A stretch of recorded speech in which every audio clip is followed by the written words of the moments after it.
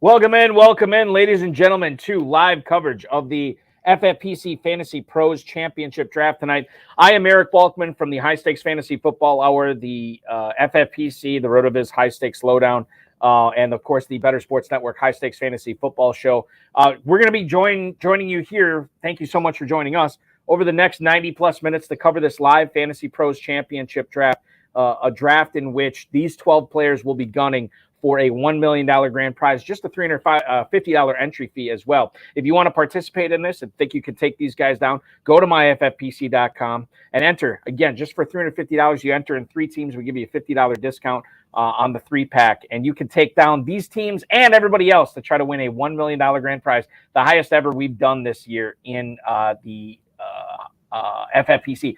You can also win for the second straight year a $1 million grand prize in the FFPC main event as well. Sign up for those. We just, I think we're full up tonight on those drafts. We may have one at 11:30. Don't quote me on that, but go to myffpc.com. You can see what we have open for registration there. And then, of course, closed 12-team leagues, dynasty leagues, best ball leagues, 2 best ball tournaments as well, all at myffpc.com. Want to welcome in my co-host tonight. You follow him on Twitter at Dave Terp. Welcome in, Dave Terpoli. Dave, that's right. I know I ask you this all the time. Dave Terp on Twitter, right? Correct. At Dave Terp. Find me posting a lot of uselessness. Right. And then you're DTerp55 on Instagram, right? That's correct. Okay. That's what it is. I always get them mixed up.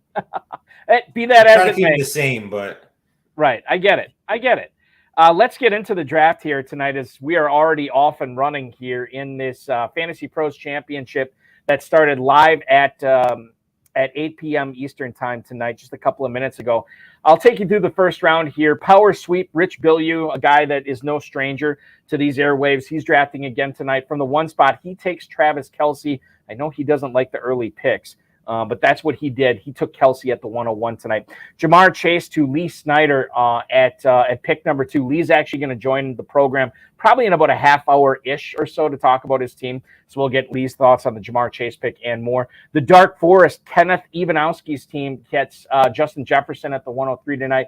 Christian McCaffrey at the 104 to Omar Little's Trolls. Omar Little's Trolls is David Johansen here at the 4 spot. Picking 5th is a longtime contributor to the FFPC podcast family. It is Vince Staffolino. He took Tyreek Hill at the 105. Stephon Diggs bounces up to the 106 tonight. Russ Aaron's last call is who drafts him there. Zach Pascal's Subslus 3. Good Lord, that is a handful. Pierre Stassert is the one who took Austin Eckler at the 107 tonight. Amon-Ra St. Brown. Don't call it a rise in ADP, but that is exactly what it is. The Danes taking him there. That's Greg Chamberlain's team. Bijan Robinson, the newly anointed number 3 running back in Atlanta, goes to Cave 76's team tonight. Frank Levy taking Bijan Robinson there. Saquon Barkley to Hesperia 6. Robert Warby is picking 10th tonight. He takes Barkley. Cooper Kupp falls all the way to the dudes. That's Tim Bennett's squad at 111. And A.J. Brown is now a member of the Uncouth Derelicts to Brian DeFeo's team at the 112. That is the first round tonight. Terp, let's talk about this. I don't know how many 1 picks you have had. I don't know how much you like the 1 pick this year, but what I have seen, so you've had it 0 times, or you like it 0? I would love to have it a couple times, but I have not been generous to get it yet. So what happens when you pick first overall? Because I have seen a lot of Jefferson 101. I've seen some Kelce. I've seen a little bit of Chase, and I've even seen a couple of Christian McCaffreys there. If you had the 1 spot when you're trying to beat 1,000 plus other teams in this championship, the Fantasy Pros Championship, what do you do with the 101? I feel like you have to take Jefferson because there's really, really, really slim chance that he's getting out of 1, maybe 2. I've seen some Chase. I've seen some Kelce, like you said, some McCaffrey. But to me, Jefferson with that playoff schedule, which is extremely juicy, it just makes too much sense to take him number 1. I mean, to me, it's him or Chase. I could go either way, but the Burrow, injury has me just a little bit worried about Chase, especially early in the season. But I would take either one of them with confidence, but I have a slight lean toward Jefferson right now. I guess we're finally starting to see a little bit of the Cooper Kupp fall here tonight, because Terp, he goes off the board at the 111. And this is after, Sean McVay has already reassured us, this is nothing. He's just a little bit banged up. We're just being cautious. He's going to be fine. And yet now this is the latest I've seen Cooper Kupp go. I'm going to look up the mojo in a second. But are you surprised now that we get positive news out of Los Angeles that we don't see Cooper Kupp going off the board to the 111? Very surprised. Cooper Kupp going after St. Brown, which is, first time I've seen that in a while. Not that, in some people's eyes, they don't agree with it. St. Brown's definitely been moving up draft boards. I've taken him a bunch in the first round when I'm picking at the end, and he went the 8th pick tonight, which is probably one of the earliest I've seen him. So to take him over Kupp, it's a little bit ballsy, but I mean, you saw St. Brown just a monster last year, and Cooper Kupp with the injury in preseason, has people worried. He's getting up there in age. The team is not really that good. It could be, at the end of the season, mailing it in, which means Kupp's not going to be playing a ton. It's a worry, but I mean, Cooper Kupp, he has that ceiling that you rarely see in fantasy football. We know that if he's out there and he's healthy, Stafford's going to throw him the ball. Getting him at 11, pairing him with CeeDee Lamb, which if I had a guess without it right in front of me, I would guess is probably a 1% pairing in the Fantasy Pros Championship. So kudos to Team 11 for getting that. Both of them together, and Kupp falling to 11 is criminal. That was Tim Bennett's dudes that took Kupp and Lamb there. I just looked up the Fantasy Mojo on this, and what I mean when I say Fantasy Mojo, if you're not familiar with it, Darren Armani, the godfather of the FFPC Pros versus Joe's Challenge, a guy who puts out a website called FantasyMojo.com. You should check it out. You follow him on Twitter at Fantasy Mojo. If you are a player in the FFPC, I highly suggest that you subscribe to his service. All the FFPC, the Fantasy Pros, the main event, all the FFPC Best Ball Tournament, ADP is on there. The Stack Finder is on there. Ownership percentages, absolutely. And it continues throughout the regular season where we see waiver wire bids, player ownership, everything that goes on throughout the season. Make sure you're signing up, FantasyMojo.com. Terp, according to Darren, over the last 3 days, the latest Cooper Kupp has been the 111. So that is a great job by Tim Bennett tonight. Probably not expecting to get Cooper Kupp at the 111 tonight, but he does. Amon-Ra St. Brown moves up tonight to the 108. Amon-Ra St. Brown has gone as high as the 107 over the last 3 days. 111 is his ADP. What do you make of the Detroit passing game this year with Amon-Ra St. Brown sort of leading the charge? Obviously, TJ Hawkinson. They have a rookie at tight end. Jamison Williams is going to be out the first 6 months. Are we actually underrating Amon-Ra St. Brown and how good he is going to be? I mean, he was somebody that obviously before the Jamison Williams suspension, I was, a little lower on, but once Williams got suspended, it just makes too much sense to keep pushing him up draft boards. I mean, who is his target competition? A rookie tight end who I like a lot in Sam Laporta, but you also have Josh Reynolds, Marvin Jones. Obviously, you got Jahmyr Gibbs out of the backfield, so that's definitely somebody that will cut into a little bit, but I could easily see him getting, just peppered every single day with targets. And outside of a fluke injury, I mean, he has wide receiver one upside. We're through the second round here. Nick Chubb at the 201 tonight to Brian DeFeo's squad. CeeDee Lamb, as Terp already pointed out, going to Tim Bennett. Ramondre Stevenson is going to the Hesperia squad tonight. Robert Warby's team goes running back to start Barkley and Stevenson. Cave 76, that's Frank Levy. He pairs Bijan Robinson with Devontae Adams. The Danes go St. Brown and Waddle tonight with the first 2 picks. Greg Chamberlain squad there. Eckler and Mark Andrews, the first 2 picks drafted by Pierre Stassart's team there tonight. Mark Andrews going off the board at the 206 as the second tight end off the board. Josh Allen right after that as the first quarterback drafted tonight. Josh Allen going to Russ Aaron's squad there. Vince Staffolino takes Tony Pollard to go with his Tyreek Hill pick. Derrick Henry off the board at the 209 tonight to David Johansen's team. And then some receivers and quarterbacks here. Garrett Wilson at the 210. To the Dark Forest. That's Kenneth Ivanowski's team. Lee Snyder takes Devontae Smith to go with Jamar Chase. And then the power sweep himself, Rich Bilyeu, gets Patrick Mahomes to pair with Travis Kelce here tonight in the second round as we already get the Chief stack off the board. Garrett Wilson, on average, goes at the 204. He's gone as high as the 112 over the last 3 days, Turk, but we see a little bit of a slide for Garrett Wilson tonight as he does not get picked until the 210.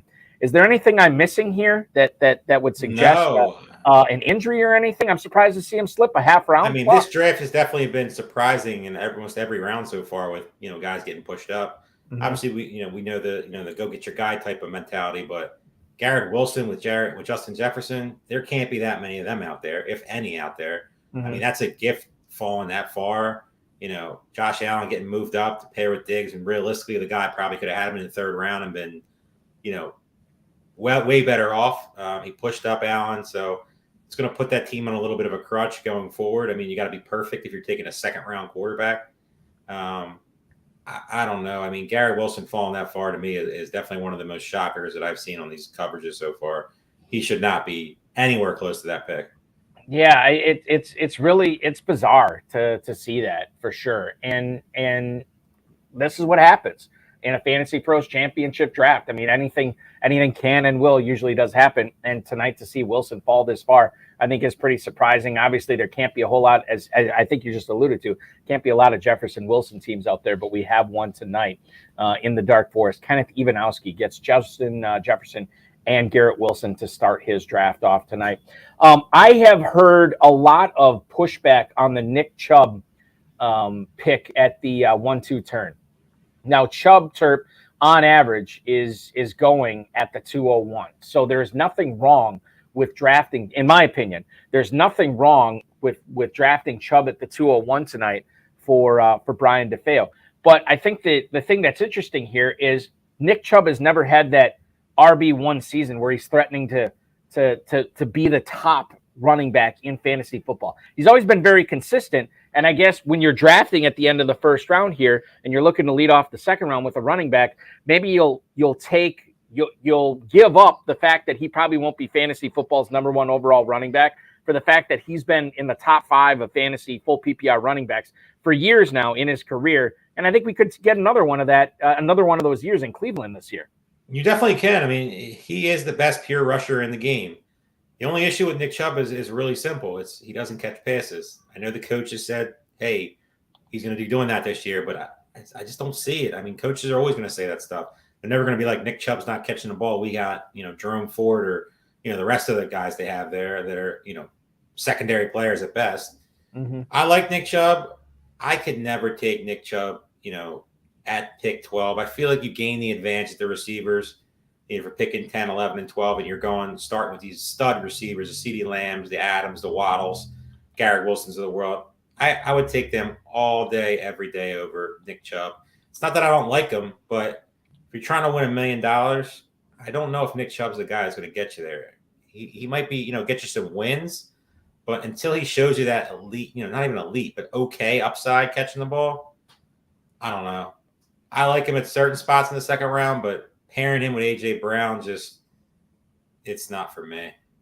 And we'll see how that works out here as we're through the third round. Chris Olave off the board to Rich Bilyeu at the 301 tonight. Jalen Hurts, the third quarterback drafted this time to Lee Snyder here at the 302. 2 teams have started off with 3 straight receivers. One of them is Kenneth Ivanowski here. Jefferson Wilson and now Keenan Allen at the 303. 2 teams have started off with 3 straight running backs to begin. And one of them is Omar Little's Trolls here. David Johansen getting Jonathan Taylor at the 304 to go with McCaffrey and Henry. TJ Hawkinson, the third tight end drafted. He goes to Vince Staffolino at the 305 tonight. Josh Jacobs falls to the 306. It's a last call. That is Russ Aaron's squad. T. Higgins off the board to Pierce Desart here as his number 1 receiver. Jahmyr Gibbs, Najee Harris, and Aaron Jones. A little bit of a running back run here. They go off the board respectively to Chamberlain, Levy, and Warby. Calvin Ridley goes to the Dudes. Tim Bennett's squad here tonight at the 311. 3 straight receivers to begin his draft. And then Lamar Jackson going to the Uncouth Derelicts. That's Brian DeFeo's team there. Let's go back to that 304 pick with Jonathan Taylor. Sir, what do you make of Taylor at this point of the season, knowing that he's not happy with his contract, knowing that the Colts decided to give him an excused absence from camp? We know the ankle may or may not be giving him problems. I don't know how much of chess is going on there between Jonathan Taylor's camp and the Indianapolis Colts. But he goes off the board as running back 9 at the 304 tonight. If he hits, this is a steal. The question is he going to hit? I feel like you have to take the gamble on him at this spot. I mean, with McCaffrey, with Henry, with Taylor, you have 3 guys that in some people's eyes could be running back 1s, all in great spots. Henry and Taylor are not really catching the ball, but still the rushing upside is immense. I mean, we've seen monster years out of both of them. But if you look at the guys that got drafted after him, they're all about the same. Of course, they're going to like some players better, but to me, pairing Taylor with Henry McCaffrey is a risk you have to take. I'm not the highest on Jonathan Taylor this year, before injury, before holdout, before all that stuff. But I feel like at this spot, it's too good to pass up. And in a draft like this, you got to try to be different a little bit, especially when guys fall to you. Jonathan Taylor was going in the mid-second round, sometimes, at the end of the 1-2 turn. So to get him in the third round, the fourth pick, it's too good to pass up. You can always fill out the receivers, tight ends and quarterbacks. You're going to be weak somewhere, but running backs, you're stacked. Let's go back to the Keenan Allen pick at the 303 tonight. Derek Greer or Grier. I apologize, Derek. Might be butchering your name. As I said, it's sort of what I do on the FFPC YouTube channel. He says, Keenan Allen at the 303, that's too risky for him. Why are players drafting him at that price? Keenan Allen, according to the Mojo right now, his average over the last 3 days, wide receiver 17 at the 310. So that is on average a little bit rich for Keenan Allen. I beg your pardon, not at the 310. He goes, 310 is what he normally goes at. So this is about a half round plus here that Kenneth Ivanowski reached to grab Keenan Allen here tonight. And I think, Terp, correct me if I'm wrong, but I think the attraction here with Allen, maybe not the attraction in the early third, is the fact that you have Kellen Moore there, that you have a healthy Justin Herbert, that you have all these other pass catchers there, and the Chargers could put up a lot of points this year. Eckler, Johnston, Williams, Allen, Everett. All these guys there. And this is just getting a piece of a really attractive offense. Now, whether it's the right choice or not remains to be seen. But I think that's what a lot of people are seeing in Keenan Allen. You said it perfectly. You're betting on Herbert. You're betting on Kellen Moore. And number one, you're betting on health. If he's healthy, Keenan Allen has top 10, top 5 upside in this offense. They're going to be throwing the ball a ton, just like they did last year. There's going to be a lot more deep shots. And what that means for deep shots is Keenan Allen's going to be moving across the middle, wide open a bunch of times. So if he stays healthy, he has top 5, top 10 upside. I like the pick. He's a guy that once you look into it, like I said with Herbert a bunch of times, I love Herbert this year. Mostly everybody loves Herbert this year. There's not many people down on him. Obviously, you see what you see with Kellen Moore, him throwing the ball a ton, adding the weapons. But the hardest part of Herbert is who you stacking him with or who you putting him with. If you take Keenan Allen, it's a risky proposition because of his health. He's getting up there in age, but he's still one of the best route runners in the game. If he stays healthy, he has top 5 upside. At the very least, I think his floor is top 10. So he's a guy that I have no issues. He's never coming back to you. So if you push him up a half a round, go for it.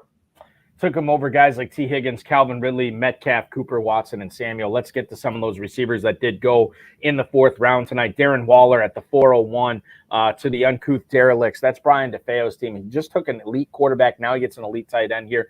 Breece Hall goes to the dudes. That's Tim Bennett's squad as his number 1 running back. DK Metcalf off the board to Robert Warby, followed by Amari Cooper to Frank Levy's squad. Christian Watson is the number 3 receiver drafted by Greg Chamberlain. And then Deebo Samuel to Pierre Stassart's team here as his number 2 receiver. Kenneth Walker joins Josh Jacobs in the backfield for Russ Aarons. Jerry Jeudy, the 2nd receiver drafted by Vince Staffolino. We just talked about Justin Herbert. He goes off the board to Omar Little's Trolls. That's David Johansen's squad. George Kittle, the 5th tight end drafted tonight to Kenneth Ivanowski as his number 1 tight end. Travis Etienne and Cam Akers wrap up the 4th round. Etienne to Lee Snyder, Cam Akers to Rich Bilyeu. All right, let's go back to what the YouTube chat is saying right now. Bruce K. Chiming in from the dudes at Team 11, Tim Bennett squad. He says they are on fire right now, Terp.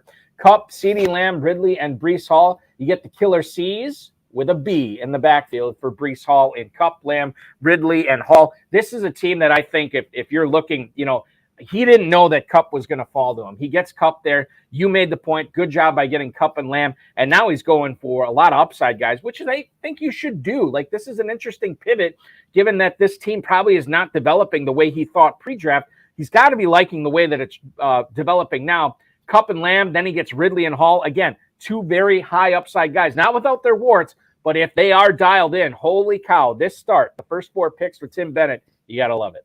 I agree totally. You get the gift in Cooper Kupp falling, pairing him with CeeDee Lamb. No downside there. You're taking the upside play in Calvin Ridley and obviously Breece Hall if he's healthy. You get picks like Cooper Kupp falling to you, and some guys just melt down the rest of the draft and just mail it in because they're so excited they got 1 player.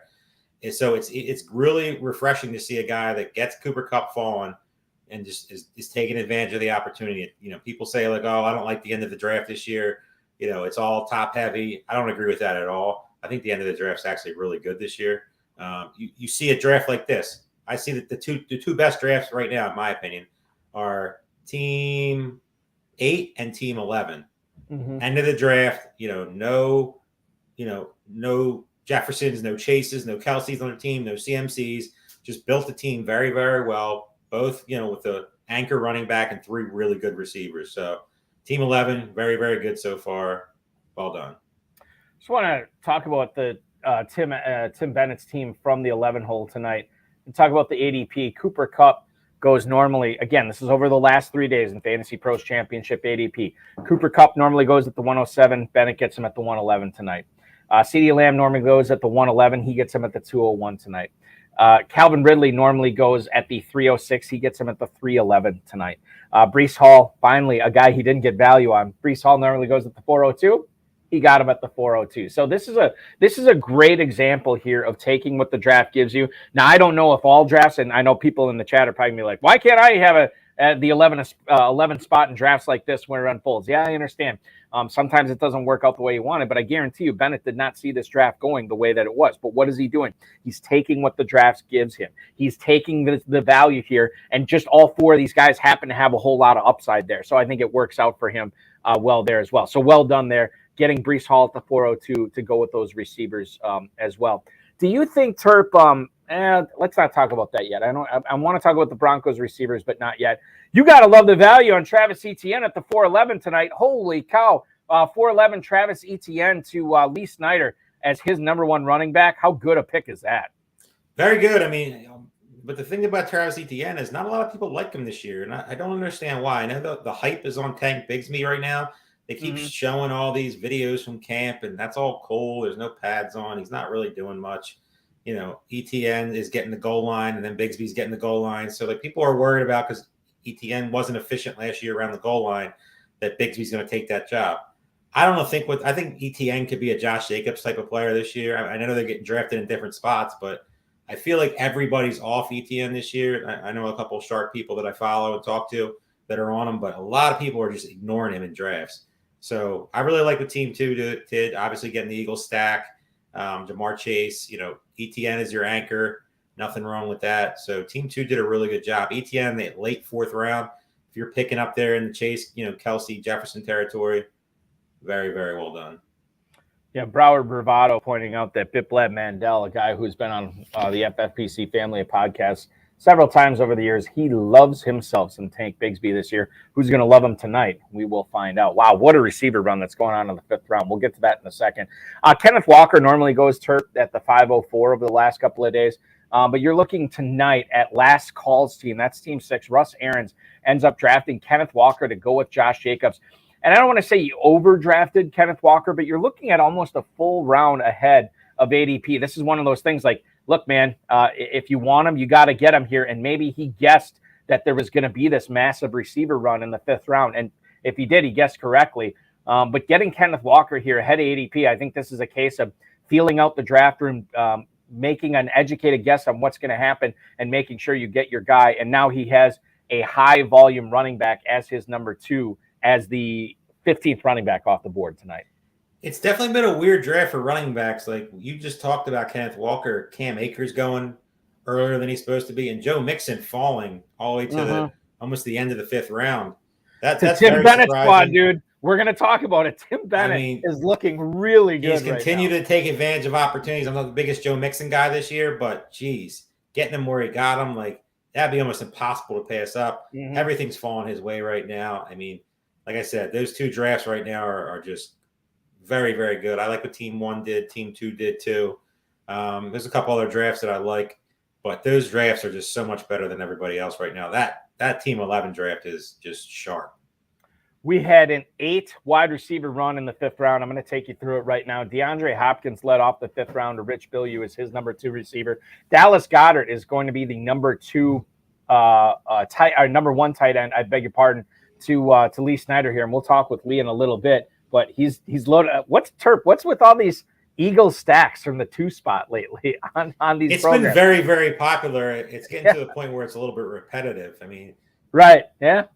I'm all about in best ball doing the double stack, but it's a little bit more trickier when you have to click a button and you have to start. Obviously, you're going to start both these guys, but and Devontae Smith too. There's only so many balls going around. You got to understand that Jalen Hurts is never going to be throwing the ball 40 times a game. So Friday, like getting one, but not both. Okay, so Friday night, Jay Reed was drafting, I think, from the 2 spot as well, and he ended up with Smith, Hurts, and Goddard. All 3 of those guys. He had another Eagle later on too. And we'll talk about it when we get to it. But yeah, this is interesting. Now, why do you like? And I'll get through the rest of the 5th round here in a second. Why do you like grabbing Hurts with Smith and Hurts with Goddard, but not both of them? Why do you like just more of a single stack there rather than a double? I feel like he's like a guy you got to bet on. Like in best ball, it's different because you're getting double stacks, triple stacks. You're just trying to take the whole. You're betting on offenses.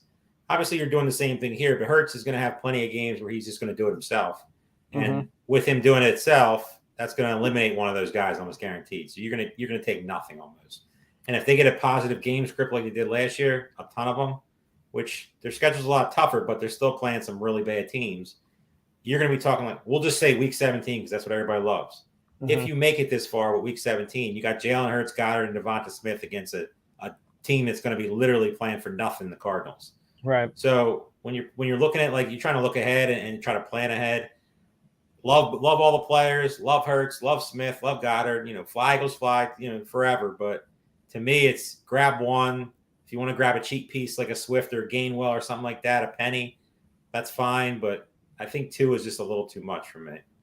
Let's get into this massive 8 wide receiver run we had in the 5th round. Deontay Johnson led it off to Ivanowski. McLaurin goes off the board to Johansson after that. Christian Kirk is Vince Staffolino's pick. And then Russ Aarons takes Mike Williams. Drake London, the 3rd consecutive tight end drafted by Pierre Stassert. And then you're looking at DJ Moore, Ayuk, and Chris Godwin off the board to Greg Chamberlain, Frank Levy, and Robert Warby, respectively. That is your 8 wide receiver run in the 5th round. Mixon off the board. We're going to talk about that to Tim Bennett's team at the 5'11". And then Zay Flowers pairing with Lamar Jackson. Zay Flowers at the 5'12". Wow, that's another thing we're going to have to talk about. So, Terp, first thing that stands out in this round before we get to the Mixon thing, this massive 8 wide receiver run. Have you been a part of anything like this in any of your drafts this year? Because I think this is the biggest receiver run I have seen in any draft that just takes place over the course of one round. When you see something like this develop, are you on board of like, okay, I should probably grab a receiver here, or does it not matter to you? It doesn't really matter to me. I mean, it all depends on how you started your draft and roster construction and all that stuff. You're seeing these crazy runs, and you don't want to be stuck at the end of the draft here. That's a dangerous part about being 1 and being 12. If you get a little cute with your picks and then you're just watching these runs, man, that guy's killing. Team 8 is on fire right now too. Team 8 and Team 11 are some of the best teams I've seen drafted so far. But back to what you were saying, runs you try to avoid them because then you're just taking guys higher than they're supposed to. Just to like, is Chris Godwin really better than Joe Mixon? No. Is Mike Williams better than Joe Mixon? Probably not. I mean, you're letting guys fall just so you don't get caught up in a run, and you're letting value fall to other drafters who are just taking the best available, like Team 11, Team 8. They're just cleaning this draft up right now because they're getting a lot of things falling to them. They're not reaching. They're zigging when everybody's zagging. I mean, taking DJ Moore, getting Fields to come back to you is what dreams are made of. Letting Joe Mixon fall to 5'11" is just it's crazy value. Taking a tight end like Kyle Pitts, whether you believe him or not, he shouldn't be going there. Kyle Pitts is a 5th round. He's not getting out of the 5th round in these drafts. I mean, it's really, really difficult to say anything negative about those 2 teams right now. They're just leaps and bounds above everybody else. I mean, here's the thing. Broward Bravado, who I know has been drafting Fantasy Pros Championship teams, said he's not taking Pitts. And we'll get to Pitts in the 6th round. But regarding Joe Mixon at the 5'11", running back 13 on average at the 401 on average over the last 3 days. The latest he has gone is the 505. And Terp, when you have a team like Tim Bennett's from the 11, Kupp, Lamb, Ridley, Hall, regardless of if you love Joe Mixon or not, from a game theory standpoint, it makes perfect sense to take Mixon there because you are getting, according to the ADP, you are getting draft value there in the neighborhood of, my God, incredible draft value. Almost 2 full rounds for your second running back. I mean, that's almost unheard of. Let's just look at Joe Mixon versus Zay Flowers. You're getting incredible value on Joe Mixon, like you just talked about. And I love Zay Flowers. Everybody loves Zay Flowers. Popular, going to lead the Ravens in everything this year. Everybody believes that. Great rookie, talented, all that jazz. But Zay Flowers in the 5th round, I mean, how do you compete with teams that got him in the 9th, 10th, 8th round? You're pushing him up that far just to get a stack, which everybody knows I love stacking. But, I mean, Zay Flowers getting pushed up that far is dangerous because you're looking at the guy right next to you who's just picking up advantage after advantage. We talked about Kupp. We talked about Mixon. We talked about Pitts. Whether you like the players or not, it's not really relevant compared to somebody who's reaching 2-3 rounds on Zay Flowers. It's risky and it's a dangerous proposition to try to win. Yeah, it's about a 3-round reach on Zay Flowers on average over the last 3 days in the Fantasy Pros Championship. Zay Flowers has an ADP of the 512. He goes tonight at the he has an ADP of the 812. He goes tonight at the 512. And I wonder how much that was like maybe Team 12, which is Brian DeFeo's squad. I wonder if he had targeted one of those receivers that went off in that massive 8-receiver run in the 5th round. And then he realized, oh my God, I only have one receiver here so far. And if I don't take one here at this 5-6 turn, I'm going to be waiting till the end of the 7th round. And God knows what these guys are capable of, taking all these receivers here. Maybe we see another receiver run again. And he's like, okay, well, and I'm just trying to get in the mind of Brian DeFeo. I don't know if this is his thought process, but he's like, I need to get somebody here. And maybe he doesn't like some of the guys that are going to go after Flowers, Lockett, Evans, Pittman, whatever. Those are all receivers that went in the 6th round. And he looks at it from the standpoint of like, okay, here's the thing. I need a receiver. I need to get one I like. And Zay Flowers I like. Yes, it's a reach, but he may not make it back to me at the 801 or at the 712, 801, the way this is going. And he pairs up with Lamar Jackson. Not saying that's sound strategy, but it's certainly you could make the case that maybe that's what he was thinking here, Ter. Yeah, with Zay Flowers, I mean, you look at all the guys that got taken after him. Lockett, Evans, Pittman, Dodson, all with massive questions. So, like you said, perfectly, if you're worried about, your wide receiver room, which clearly you just drafted A.J. Brown, you mixed in some other players, but you don't want to get caught in wide receiver runs because, I mean, they get ugly. And you saw eight in a row. Mm-hmm. You could easily see a bunch of them coming off the board right here. That could be before you pick. So taking Zay Flowers, reaching up. Sometimes you got to gamble from the 12th spot. I think he could have waited just one more, turn to get Zay Flowers. I think he makes it back here if he decided to wait. But like we mentioned all the players after him. None of them really are exciting. I mean, there's some good players in there: Lockett, Evans, Pittman, Dodson, Marquise Brown, but they're not really like the exciting names that you're looking for right here. Zay Flowers is definitely an exciting name, especially right now. He's getting pumped up draft boards. Yeah, yes. Yeah, highest I've seen him go. According to the Mojo, over the course of the last 3 days, the highest that Zay Flowers had gone prior to this was the 703. So he goes way higher tonight. Let's get you through the 6th round here. Damian Pierce to Brian DeFeo's team at the 601. Kyle Pitts at the 602. We're going to talk about this, the Tim Bennett squad. Joe Burrow off the board as the 6th quarterback tonight, the number 1 quarterback drafted by Robert Warby. Tyler Lockett, the 4th receiver drafted in the last 5 rounds to Frank Levy. Greg Chamberlain takes Justin Fields to go with DJ Moore, his 5th round pick for a Chicago Bears stack there. Alexander Madison joining Austin Eckler in the Pierre Stessart backfield here. Pat Freiermuth starting at tight end for Russ Aarons. Trevor Lawrence is going to be the signal caller for Vince Staffolino. Mike Evans, the second consecutive receiver drafted by David Johansen's team here at the 609. J.K. Dobbins at the 610 to Ivanowski. Lee Snyder ends up going with Rashad White and Michael Pittman, the final pick of the 6th round tonight, to Rich Bilyeu as his number 3 receiver. I'm going to scroll back here if I can find it in the chat. But Bruce K, our buddy Bruce K in the YouTube chat, Pitts at 602, hand this guy the mill. Now, a couple of comments on that. So Tim Bennett already had Kupp, Lamb, and Ridley as his top 3 receivers. He's got Breece Hall and Joe Mixon in his backfield. Now he adds Kyle Pitts. And Broward Bravado said, I'm not taking Pitts, which I think I alluded to earlier in the show. Bruce said, I'm not either, but I will at 602. And you're looking at Kyle Pitts in the mojo here tonight, on average at the 502. The latest he has gone over the last 3 days is 601. So once again, Tim Bennett getting another value here. I have no idea what Tim Bennett likes in his guys. Like, I have no idea what players he likes, what players he's targeting, which players he's fading, because he's gotten value with literally every single pick tonight. And Terp, this goes into the conversation we were having about Mixon. Whether you like this player or not, when Pitts is out there, a full round passes ADP, you don't have a tight end, you already have 3 receivers and a pair of running backs. You take Kyle Pitts. That's just what you do here. 100%. I mean, he's the last of the elite tight ends. Like, you look at 6th-round Kyle Pitts versus 6th-round Pat Freiermuth. I mean, that's just not even close. I mean, I'm not the biggest Pitts guy. I'm not the biggest Pitts guy this year. But taking him there, I mean, like we talked about Mixon, this guy's just cleaning up when it comes to value. Curious to see what he does here. But like I said, these two teams, Team 9 is another team that's doing extremely well right now. You know, getting a lot of solid players. You know, Adams, Bijan falling today because he's the 3rd-string running back on the team.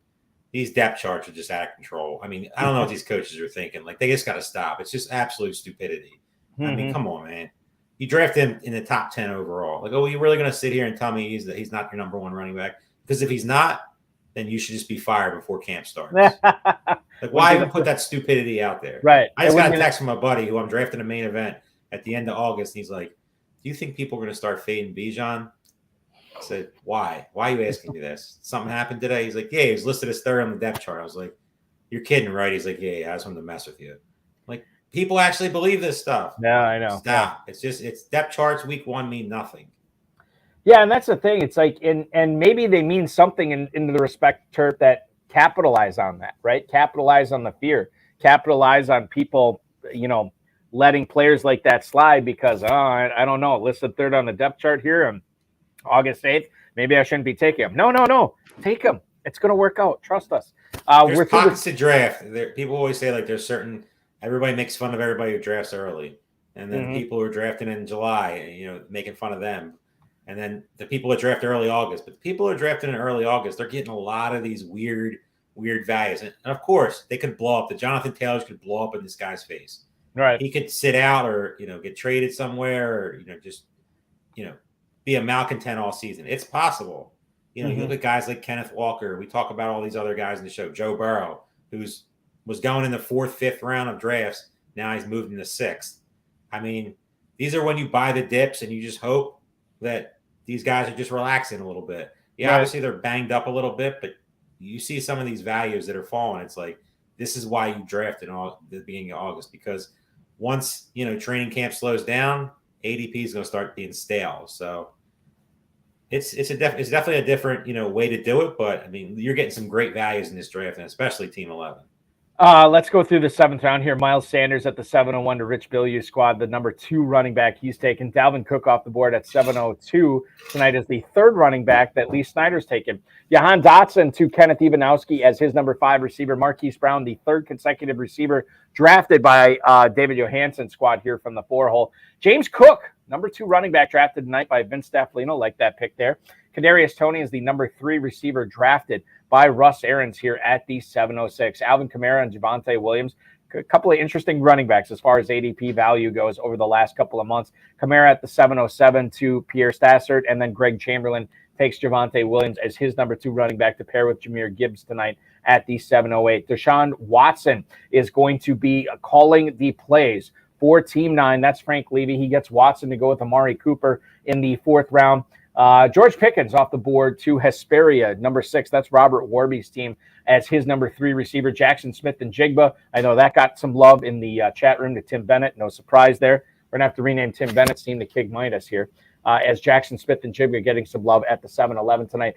Zach Charbonnet off the board, his real-life teammate, JSN's real-life teammate, at the 7-12 tonight. So let's look at the Smith and Jigba pick here tonight to Tim Bennett's team. And quite frankly, Tim, I apologize, but your team will be analyzed with a fine-tooth comb. Regardless, every pick at this point is going to be $1 million winner. It could be. You never know. 707 is his ADP, gets him at the 7-11. So again, more value, about a 3rd round of value here. Smith and Jigba going to Tim Bennett. And it's one of those things, Terp, I don't necessarily, like when I'm drafting, I will have, and people say, oh, don't draft off ADP. Well, I use ADP to get a sense of what I think might happen, to have a decent idea of what's going to happen. And in my head, I can know, okay, the probability of this guy that I like falling back to me is probably about this right now. And I can draft off still getting my guys, but drafting off ADP to know to manipulate it, right? And Of course. Tim Bennett tonight, if you're just drafting off ADP, this has been the easiest draft ever for him because he's literally gotten value at every single pick except Breece Hall at the 402, where that's where he normally goes. That is his ADP. So that the biggest reach for him tonight has been a player that he got right at solid value. What do you make of the Smith-Njigba pick here at the 7-11 as his number 4 receiver? He's a perfect pick for this team. I mean, he's a guy that has league winning upside if something happens to Lockett or Metcalf.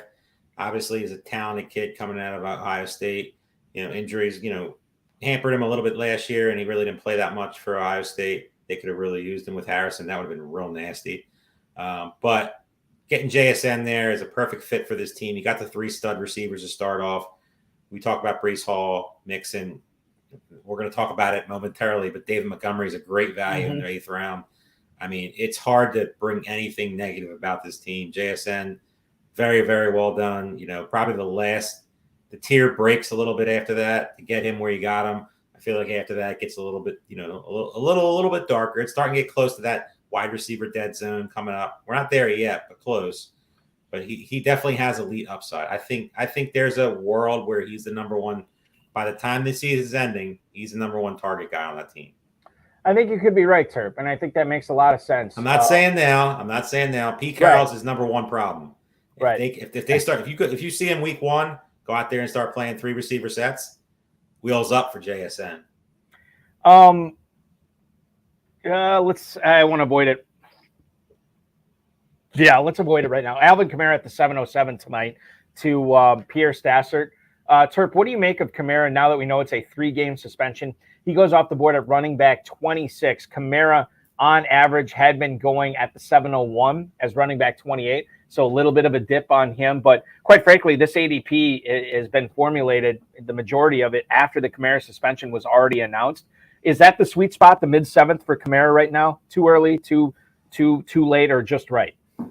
I mean, he's not a guy that I've owned so far that much, and I don't plan on adding him. I mean, you saw them take a shot at Kareem Hunt. There were reports that he signed today. Obviously, the reports are not true.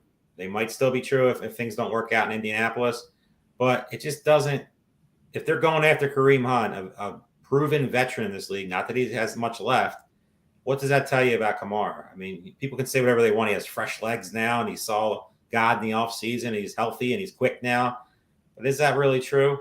I mean, why'd they bring Kareem Hunt in? Kendre Miller's still there, a rookie who could emerge. Plus, Jamal Williams, who they paid money to, who's never going to be a game day inactive, who's going to be just annoying enough.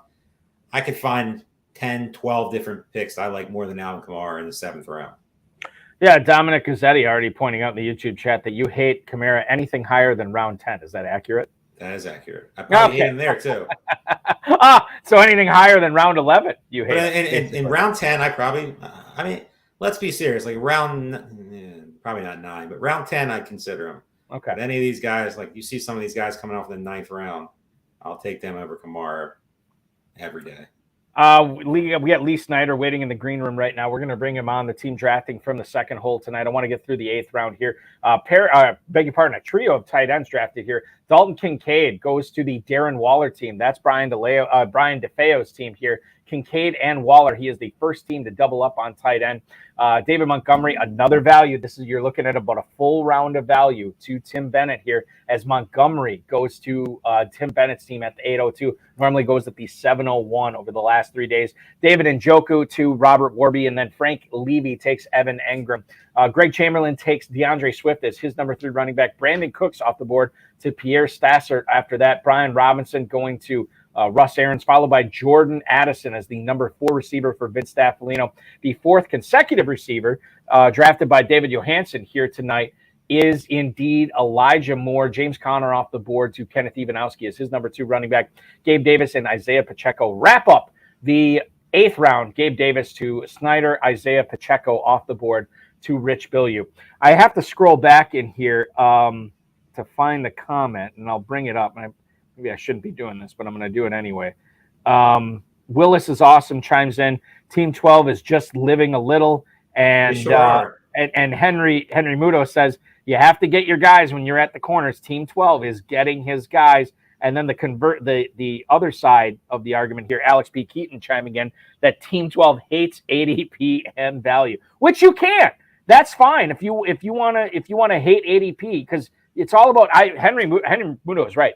Get your guys, especially when you're on the corners here. So Pierce, Charbonnet, Dalton Kincaid, hats off to you, my friend. I like the picks there. If those are your guys, you are going out and getting them.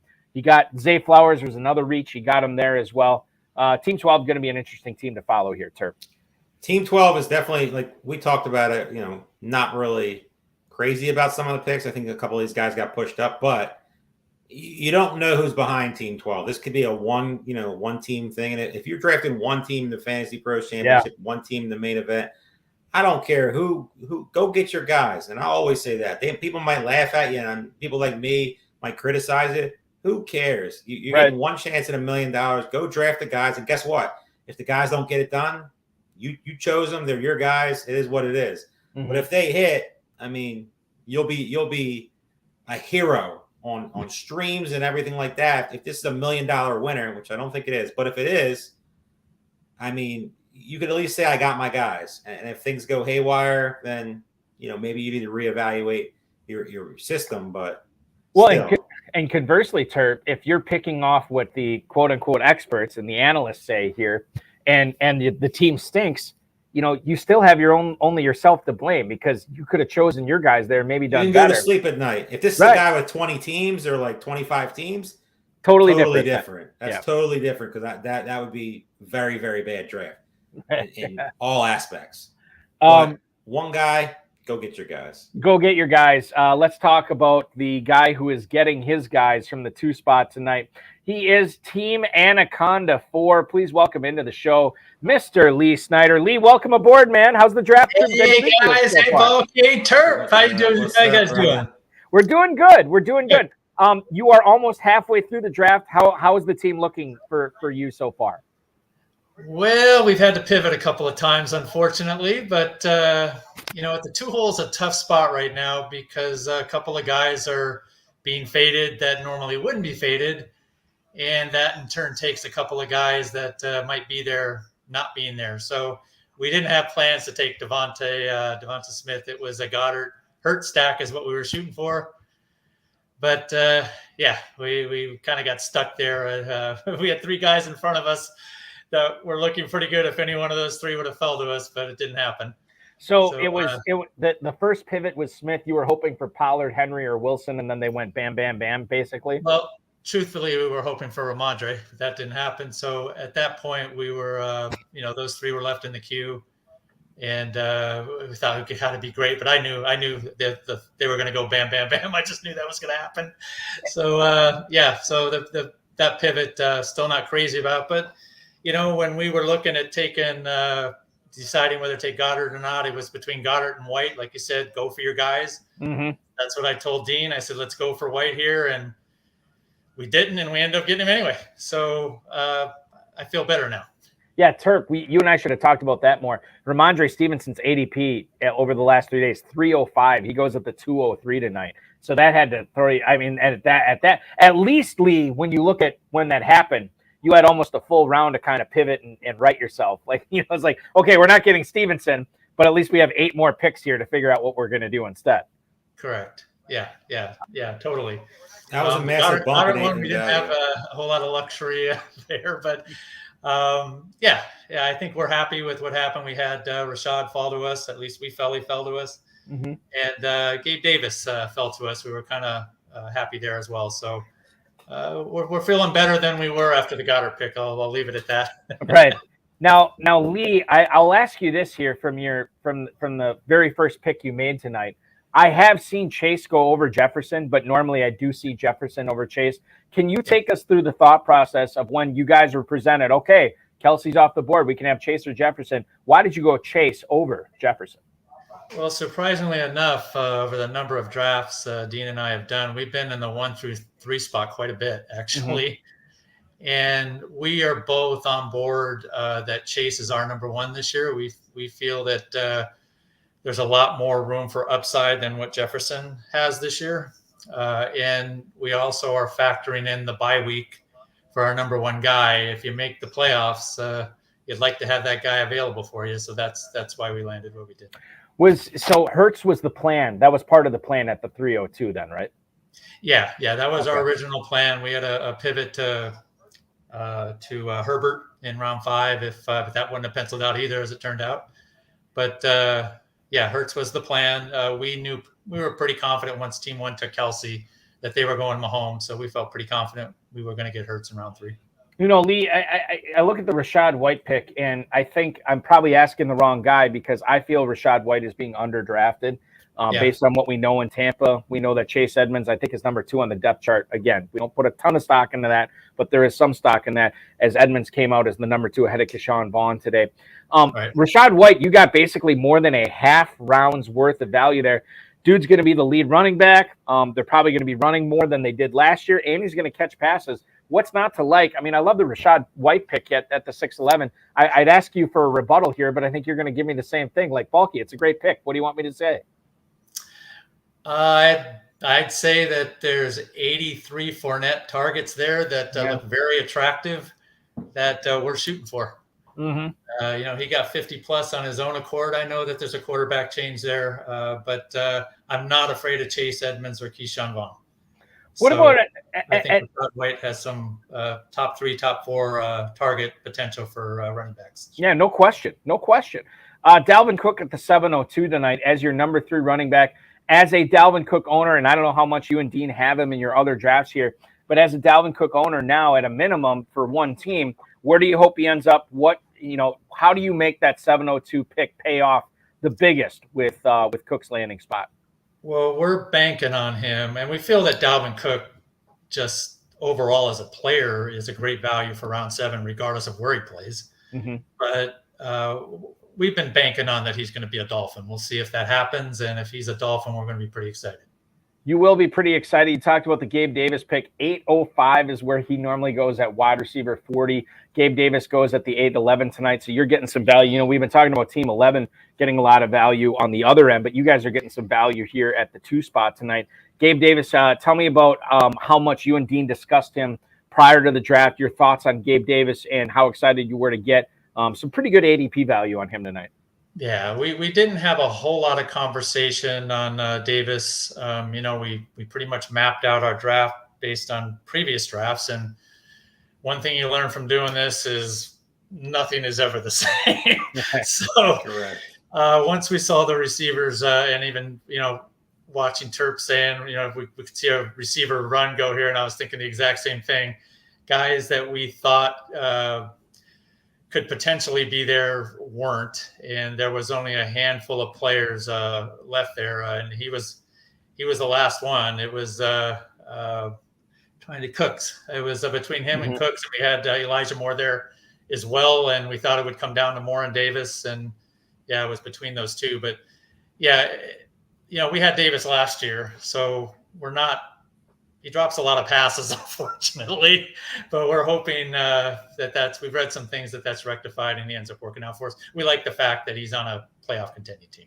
I like the fact that you guys are on the clock right now, and we'll get to make a pick live on air. I'll let you confer with Dean here as you got about 40 seconds left on the clock. But basically, as we look at Lee Snyder's team here from the 2-hole tonight, Hurts is the quarterback. The running backs are ETN, Rachaad White, and Dalvin Cook.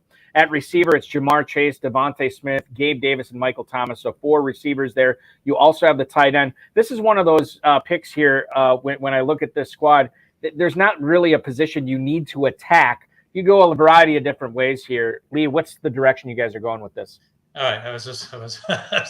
I think he's going to take our guy there, but he just did. Yeah. Rondale Moore at the 10-11 is wide receiver 51. You say he's your guy. Why is he your guy? And please dress it up for me because I just took Rondale Moore in a slow draft a couple of days ago, and I'm looking for some positive feedback on him. Yeah. Well, Rondale,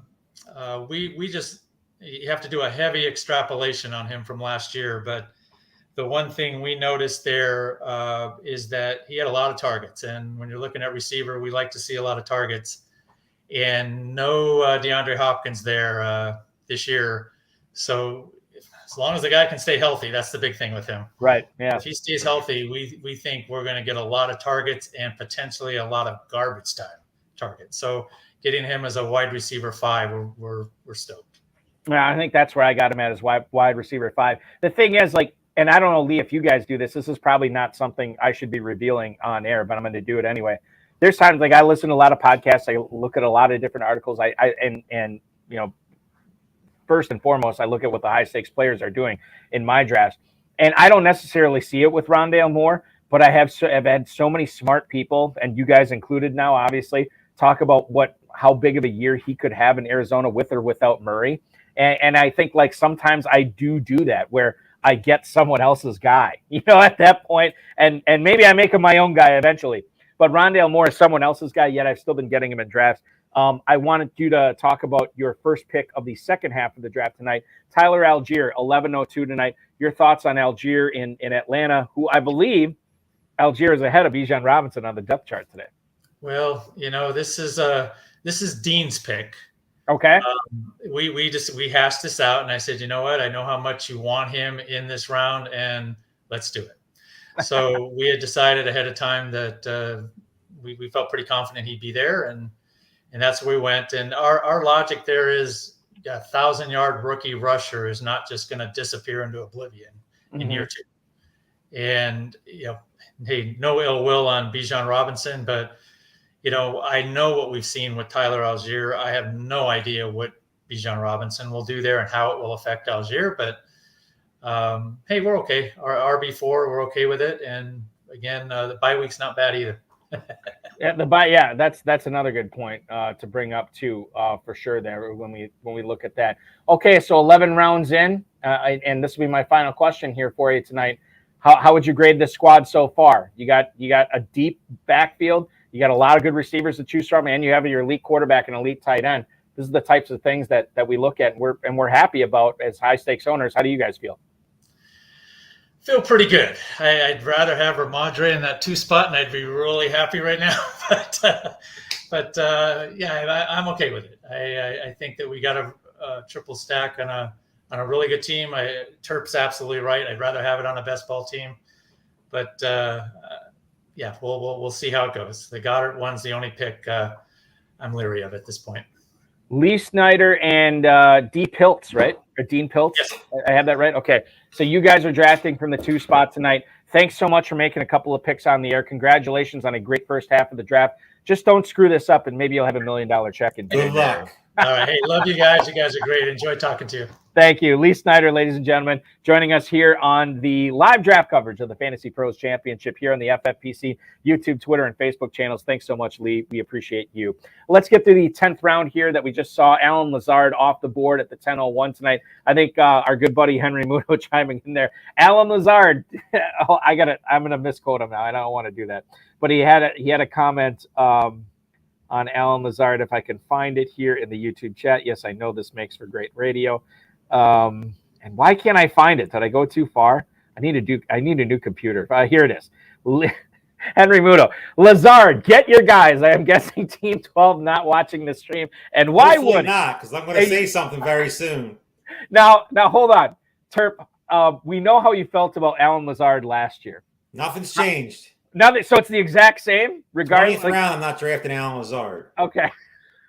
He's in New York, though, now. He's in New York. I don't care where he is. No. There's just never a world where Alan Lazard is in a best ball league, maybe like in the 15th, 16th round. All right, maybe click that button just because you're bored. But right. In a league where you have to click the button and click Alan Lazard, there's no world where he's going to be a consistent starter for your team. Let's just say Garrett Wilson gets hurt. Alan Lazard's not going to take over. It's not happening. Just stop with the Alan Lazard thing. This draft's starting to go off the rails. 10th round defense. I mean, these teams continue to 8 and 11. Man, these are 2 of the best teams I've seen drafted. They continue to just clean up. I saw Justin Tucker in the 10th round a couple of nights ago, Turk, which was a kicker. Yeah, I love it. There's no real advantage. Like, how many times have kickers every year they take the first defense? We've seen the Ravens over the years of just defenses getting pushed up because people think they're the greatest defense in the world. what almost guarantees happens? They aren't very good. So wait, just unless you're in drafts with me. If you're in drafts with me, take these 10th round Dallas Cowboy defense. If you want Justin Tucker in the 10th round, I'm rooting for you. I want Justin Tucker to kick a lot of field goals. Just send some value my way. I want to go back to the 8th round here real quick, and this is something that, and Jim, I'm going to butcher your last name, Horezi. I'm going to go with Horezi. My apologies if it's wrong. But he said, I have not seen DeAndre Swift at the 805. He, on average, goes at the 705. The latest he has gone has been the 807 the last couple of days. So he has gone that late before. Swift is falling tonight. The Danes get him. That's Greg Chamberlain, one of your favorite teams here tonight's Terp. Swift. So it's one of your favorite teams in the draft. It's one of your favorite teams in the NFL. They get Swift at the 805. No, I feel like you've kind of been lukewarm on Swift, but at this point, you got to draft Swift at the 805. You got to draft Swift. Getting 9th round Gibson.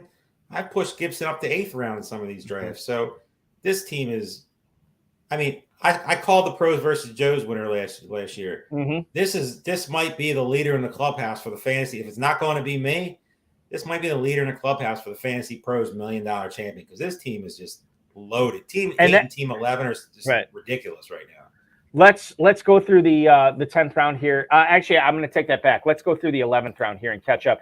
Khalil Herbert at the 1101 to Rich Bilyeu, Tyler Algier to Snyder and Piltz. Though that was the squad that Snyder had his squad on the air here, had his whole squad, but he made those picks from his squad on the air. Rashawn Johnson at the 1103, Gerald Everett and Sam Laporta, pair of tight ends, back to back to Johansson and Staffolino. Staffolino has Laporta now backing up Hawkinson here on his squad. Aaron Rodgers backing up Josh Allen for Russ Aaron's squad there in the 6th hole.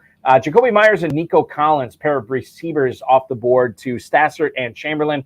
Chigakonkwo backing up Evan Engram here for team number 9. That's Frank Levy. Mechie and Bateman. Mechie at the 11-10 tonight to Robert Warby, and then Rashad Bateman at the 11-11. Daniel Jones at the 11-12 tonight to Brian DeFeo as his number 2 quarterback.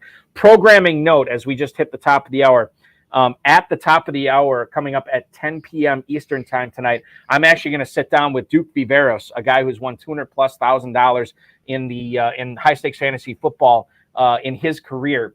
And one of the questions I'm going to ask him tonight, and you can watch this right here on the YouTube channel and Facebook and Twitter. One of the questions I'm going to ask him is about John Mechie, because I know he's drafted John Mechie a lot this year. But Terp, John Mechie in the 11th round, boy, you really got to like Mechie to take him 5-6 rounds above his ADP.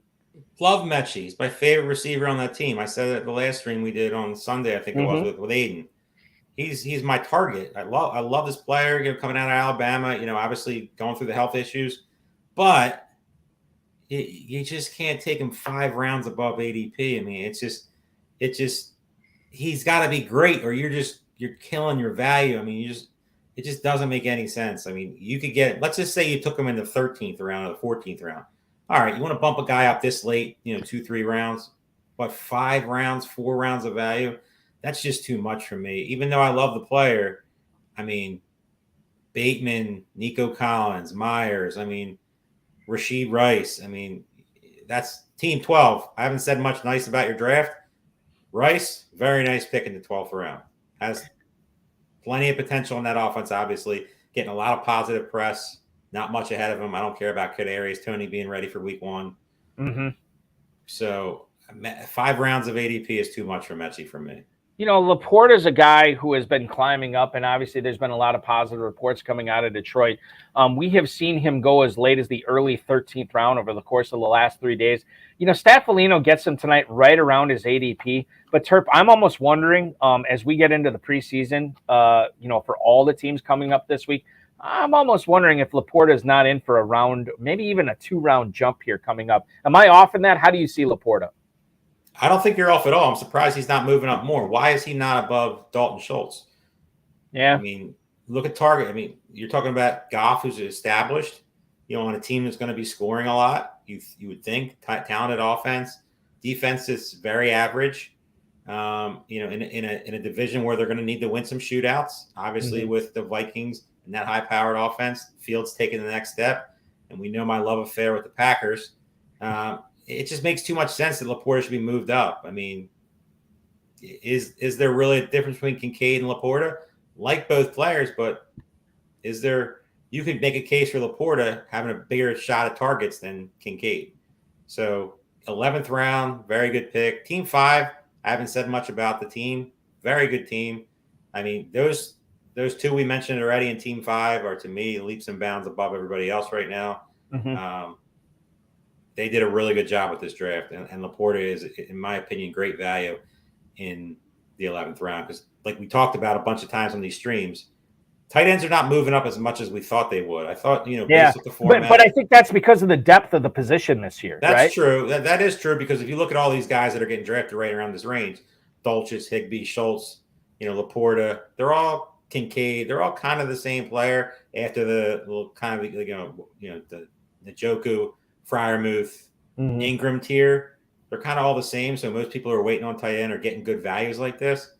But I still think by the time we draft later in the season and these guys get a little bit more preseason action and maybe flash a little bit, you're going to see the Kincaids, you're going to see the Laportas, you're going to see the, maybe not the Higbees, but the Dulcich of the world. They're all going to move up to, probably closer to the Freiermuth Njoku level than where they're getting drafted now. Michael Stanowski chiming in the YouTube chat right now. He said, if Team 3 went with Jonathan Taylor over geriatric Keenan Allen, $500K in the books. Well, keep in mind, Mike, it's $1 million grand prize this year. So maybe $1 million would have been in the bag had Jonathan Taylor gone at the 303 tonight for Kenneth Ivanowski's team instead of Keenan Allen. Let's get you through the 12th round here tonight. Everybody, Rashid Rice, Turp was already talking about that. Goes to Brian DeFeo's team there. Anthony Richardson off the board to Tim Bennett's squad. The Eagles defense, the second defense drafted tonight, that is going to be Robert Warby's team there. Juju Smith-Schuster as the number 5 receiver to team number 9, which is Frank Levy.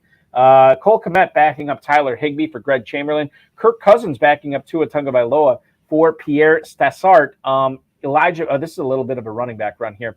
Elijah Mitchell to Russ Aarons, Jamal Williams to Vince Staffolino. Jeff Wilson goes off the board to David Johansen's team, and then Chuba Hubbard to the Dark Forest. That's Kenneth Ivanowski, big running back run here for him. Romeo Doubs and Odell Beckham wrap up, beg your pardon, the 12th round tonight. Romeo Doubs going to Snyder and Pilt, and then Odell Beckham, the number 5 receiver, drafted by Rich Bilyeu from the 1 spot tonight. Okay, you mentioned, I guess we can kind of talk about, you know what, I'm still going to stay away from, well, let's bring it up because I've been teasing it enough. Kareem Hunt, Diana Rossini from ESPN reported today that he was expected to sign with the Saints. That didn't happen. Now he's on a plane to Indianapolis. Terp, does the fact that the Saints were at least this close to signing another running back do anything for guys like Kamara, do anything for guys like Jamal Williams, Kendre Miller in drafts right now? Do you move them down at all, the fact that the Saints were even looking for somebody? We talked about Kamara already. I mean, Jamal Williams is not a guy that I could ever get myself behind in a redraft league. I mean, even a best ball league right now, it's just too many. Kendre Miller is by far, in my opinion, the most talented guy there. Will the coaching staff believe in him? Can he pass protect and all that good stuff? Will he take the job eventually? I think he will, but I mean, obviously, it's just another rookie with a lot of questions. But if there's one guy I'm drafting in his backfield, it's Kendre Miller. Loved him coming out of TCU. I feel like he gives you the most upside. What's Jamal Williams going to get you every week? This is not Detroit. He's not going to fall in for double-digit touchdowns again. Mm-hmm. So maybe early in the season he's going to have some value if you're looking for a guy for the first couple of weeks. But this backfield's ugly to me. It's one mostly in redraft that I'm just going to stay away from. All right, so that is the Saints. Elijah Mitchell, 12:07 tonight. He's going to be out of action for a little bit. Does that do anything for him and where you draft him in leagues right now, Terp? I think if anything, it makes him even more of a juicier pick. I mean, you keep hearing about Jordan Mason, TDP, but guess what? You heard about TDP a ton in preseason last year. He was a popular pick. Everybody was drafting him, me included. I had monster shares of him. And guess what? He stunk. Year 2, could it be better? Of course. But I saw Mitchell last year as good as he was with McCaffrey. If McCaffrey's out there, Shanahan trusts Mitchell if he's healthy, which is his biggest question, to be out there too and get plenty of carries. So God forbid something were to happen to Christian McCaffrey. I mean, Elijah Mitchell healthy has just immense value, and getting him in the 12th round, I'll take that shot every time. In the other thing I want to bring up here in the 11th round tonight, or not in the 11th round, Team 11 tonight, Tim Bennett's team. I want to revisit it a little bit. We haven't talked about it since Montgomery went in the 8th round to him. But Dulcich, Prescott, Bateman, and Anthony Richardson. How well do you think he's doing at tight end and quarterback with these last 4 picks? I mean, it's hard to say anything negative, and I'm still not going to say anything negative. I mean, getting Bateman in round 11 when a month ago he was going in round 7, 8. Getting moved up that high. Obviously, he has the health issues, and he still hasn't practiced yet. But you still got a month to the season starts. I mean, you take a shot on a player like this, and an offense is going to take the next step. You would think new OC, Lamar, more weapons. Love the pick. I mean, again, if Bateman gets hurt early, you'll waive him. He's not costing you a top 10 pick upside. You see all these guys he's taking in the top 10 rounds. I mean, there's studs all around. Pear and Dak, getting him with CeeDee Lamb. I mean, and also people are going to say, well, why did he take Anthony Richardson? I love the Anthony Richardson pick because he literally, if you look at after Trevor Lawrence, Deshaun Watson tier, Tua has a lot of questions. Dak has a lot of questions. Geno has great receivers, but you don't know if Geno's going to be just like last year. Anthony Richardson has top 5 upside if everything goes perfect. Yeah, he could be a total bust too. That's the realm of possibility. But you do get a guy like Prescott, and I know what you feel about Cowboys in general. But when you have a guy, if Richardson doesn't work out, I mean, Prescott's still a starting quarterback, a top 12 100%. Quarterback this year, and I think that's where you get your floor with Prescott, and then you get your ceiling with Richardson. Now you can kind of be done at the position, right? 100%. You're done at the position. You have, a safe floor guy who has, enough upside in Dak, and you have the ultimate wild card in Anthony Richardson. So you're done at the position. You're done at the tight end position, and you're just going to keep pounding. I mean, I can't just say enough things about this draft. I mean, you can literally stop a tight end right now, stop a quarterback, and just keep pounding backup running backs and upside receivers the rest of the draft. And just filling out your roster. You have 6 more rounds to just, destroy this draft. Yeah, exactly. 13th round in the books.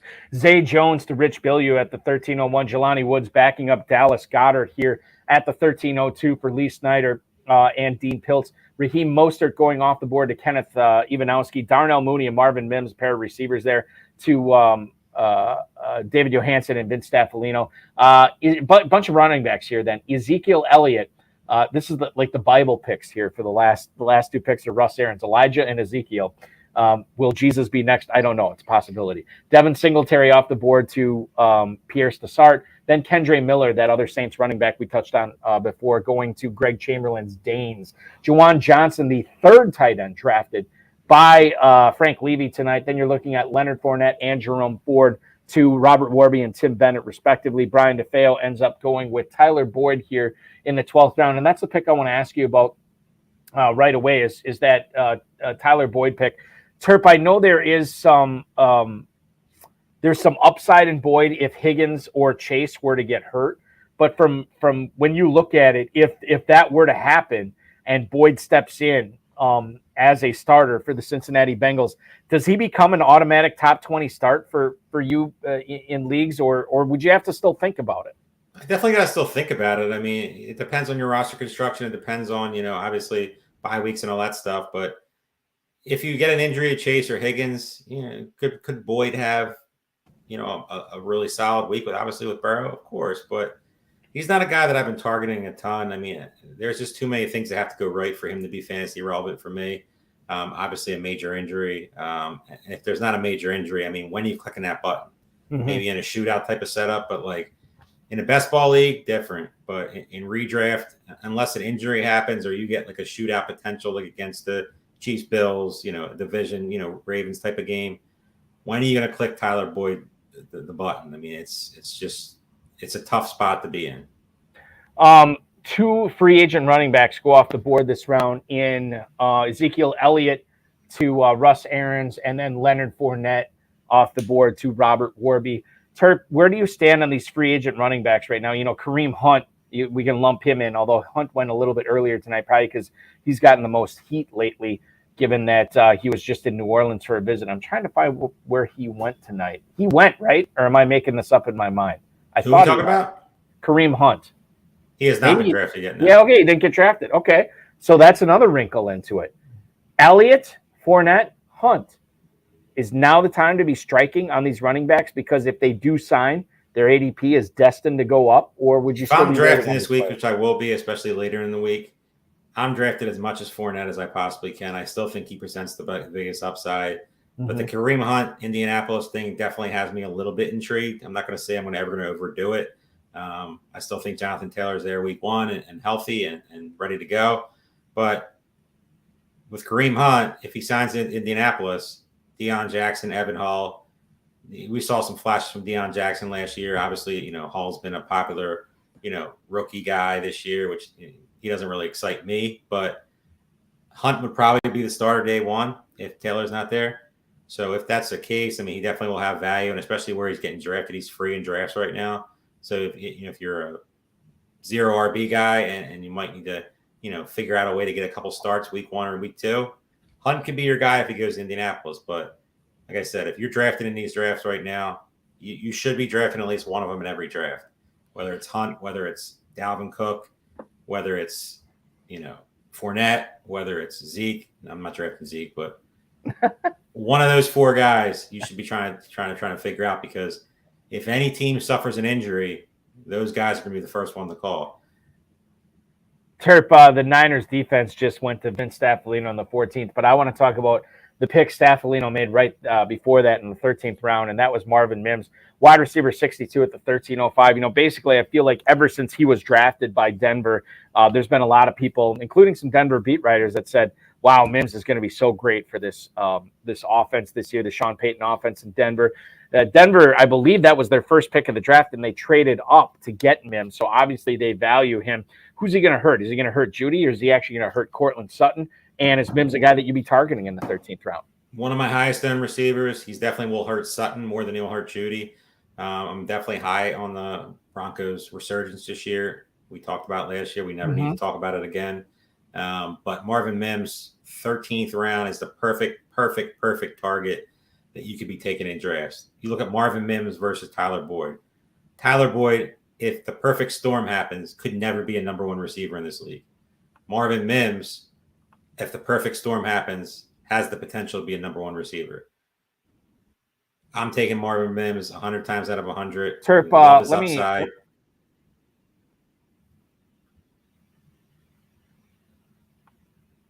That was my bad. I'm sorry about that. I'm trying to get this board set. My fault. No worries. I promise you, I will get it done here at some point before. There we go. Oh, that looks so much better. Okay, 14th round. Let's get through it here. 14th round, Justin Ross off the board at the 14-1. Third consecutive receiver drafted by Brian DeFeo, including two Chiefs receivers in there as well. Interesting. Let's talk about it. Tyjae Spears right after that to Tim Bennett. And Justin Tucker, the first kicker tonight at the 14-03 to Robert Warby. Chase Brown goes as the number 5 running back to Frank Levy's squad tonight. Jared Goff off the board as his number 2 quarterback, and by his, I mean Greg Chamberlain. Kenneth Gainwell to Pierce Dessart tonight at the 14-06. Harrison Bucker, the second kicker drafted tonight, this time going to Russ Aarons in the 14th round. Niners defense going to Vince Staffolino, followed by a couple of tight ends, Tyler Conklin to David Johansen, and then Kenneth Ivanowski takes Luke Musgrave to back up George Kittle, KJ Osborne, and DPJ.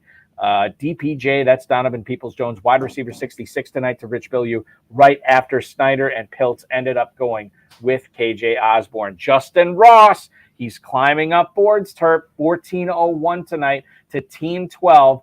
That is Brian DeFeo's squad. No Mahomes on this team, but he does now have 2 Chiefs receivers and did not soak anything more than a 12th and a 14th round pick to get these guys. How do you feel about Rice? I know how you feel about Rice. Let's skip that. You like Rice. Do you also like Ross here?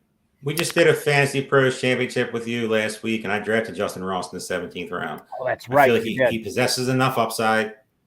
But the question with Justin Ross is, if Kadarius Toney is ready for week 1, is there a world where Justin Ross doesn't even make the team? And if you go through the lineup, it's going to be down to him, Justin Watson, and Richie James for 2 spots. Justin Watson plays special teams, so it's down to 1 spot, more than likely. It's questionable, but he's a guy that you could take late that if Mahomes vouches for him and gets him on this team, he definitely in a crowded room, but not really a great room, could easily emerge quickly.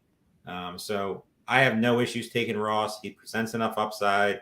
You know, you look at some of these guys who are getting drafted around him, not in the 14th round for me, but if you give it to me in the 17th, 18th, 19th type of round, I'll take my shot with him. And if things don't work out, auto cut, move on to somebody else. I drafted probably within the first 2 rounds tonight in a slow draft in the Kentucky Fantasy Football State Championship main event, which you can play at kffsc.com. I drafted Donovan Peoples-Jones in that league as sort of like an upside number. He's like my number 6 or number 7 receiver tonight. Rich Bilyeu gets him at the end of the 14th round. Terp, talk about the Browns offense here as you see it and the role that Peoples-Jones has in it, given that Elijah Moore is there now as well. Well, one of the first shows we did, I stacked the Browns, and I talked about the Browns extensively, how that offense to me takes just to the next level this year. Love Watson, need to get him more on teams. You know, big fan of Amari Cooper. Elijah Moore is another guy I need to start adding more. You know, Njoku obviously has tons of talent. You know, I saw a comment in the chat, Instagram model he is. He looks great with his shirt off. Let's just call it what it is. But you talk about Donovan Peoples-Jones, upside, and Deshaun Watson liked him at the end of the last season. You know, they have familiarity with each other. You know, as your wide receiver 6, 7, you know, if something happens to one of the top 2 guys, DPJ is a guy that you should be targeting as much as possible. We just talked about Justin Ross. DPJ is a safer option. You know, he's a guy that, you know, is guaranteed has to be the wide receiver 3 in an offense that could take the next step. And that division could, provide tons of greatness. That's, in my opinion, the hardest division in football. There's 4 teams that easily could be first or fourth. All 4 have tons of talent, and they should be a ton of shootouts. So, you know, a guy like DPJ, love him in best ball, don't mind him at all in redraft. You know, he's definitely a guy that presents upside in the 14th round. You know, as I look at Team 4 here tonight, David Johansen's squad obviously started off the draft with 3 straight running backs. And this is a polarizing thing, because if you look at the other end of the draft board, Team 10 and Robert Warby also started off with 3 straight running backs, yet one of these teams put more of an emphasis on the wide receiver position than the other one. And Terp, I'm curious to your thoughts on both Team 4 and Team 10, how they handled their drafts once they went off with all these running backs early. Did one of them do it right? Did one of them do it wrong? And bear in mind that in the FFPC, you only have to start 2 wide receivers a week. So it's not like you have to load up on the position. One team didn't, one team did. How do you feel about teams 4 and 10 now as we are 15 rounds in? I don't mind what they did. I mean, I kind of like what Team 4 did a little bit better. I like the Elijah Moore we just talked about. Quentin Johnston's a guy that I didn't like pre-draft process, but landed in a nut spot with Herbert. Mm-hmm. I'm pretty sure Herbert's the quarterback on that team. I can't see. But yeah, it is Herbert, 4. yes. So yes. It makes a ton of sense. Getting the upside, Jameson Williams for the final stretch. Love that, possibility. I'm a big Marquise Brown guy. We talked about Rondell Moore when our guest was on. And Marquise Brown's another guy that if he's healthy, which is always a question, should get peppered with a ton of targets on a bad team and a lot of catch-up type of situations.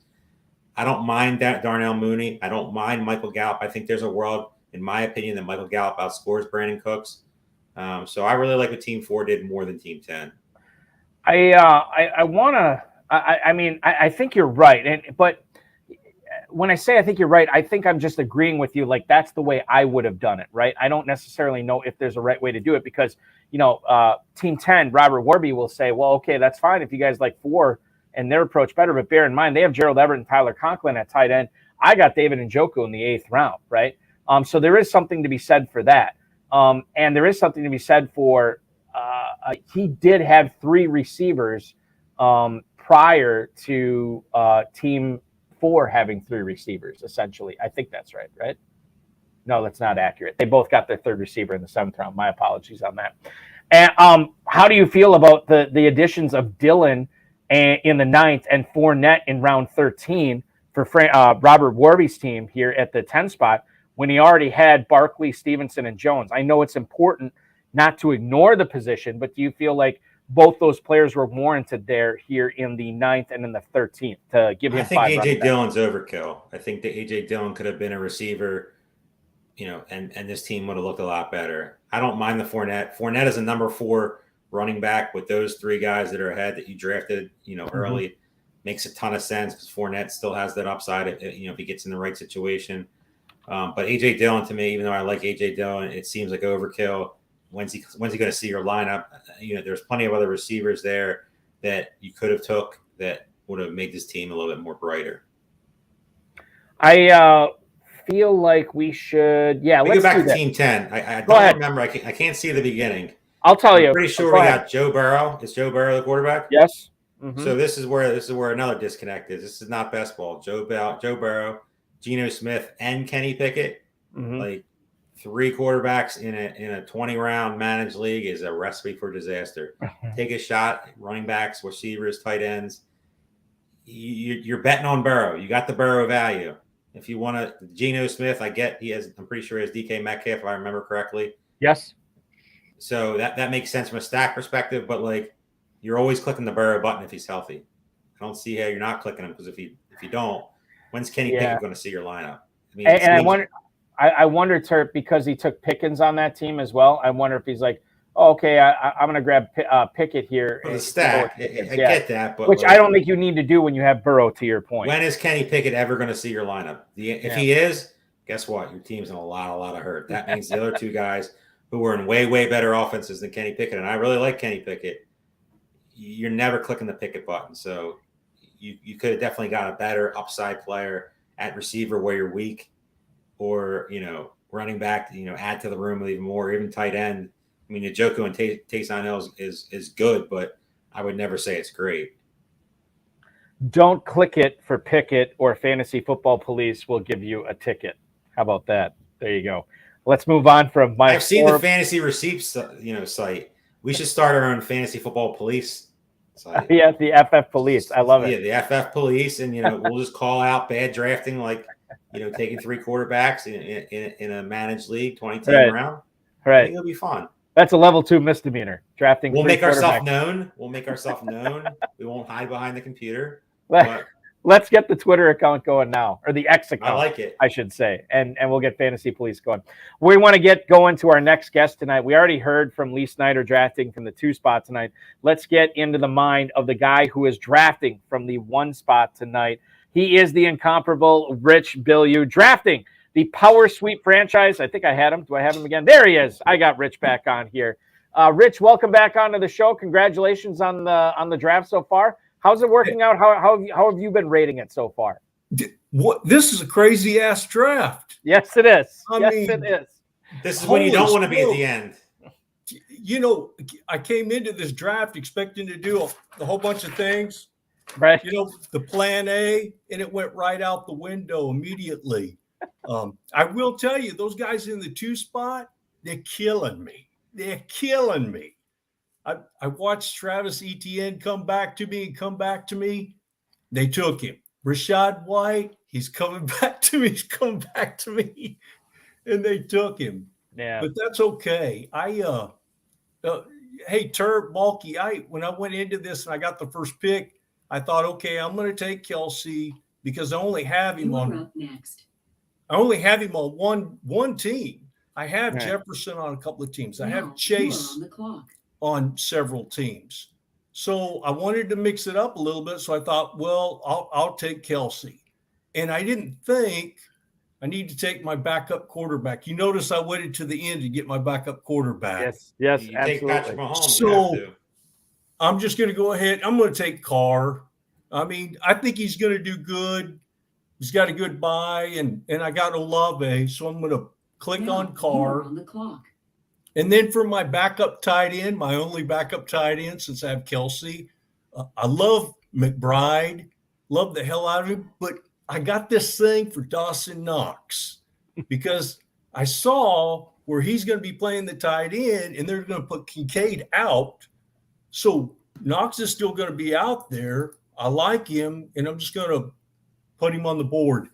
But what I want to tell you guys, I come in here, I always have these crazy plans. I got plans all over the place. I love your planning process.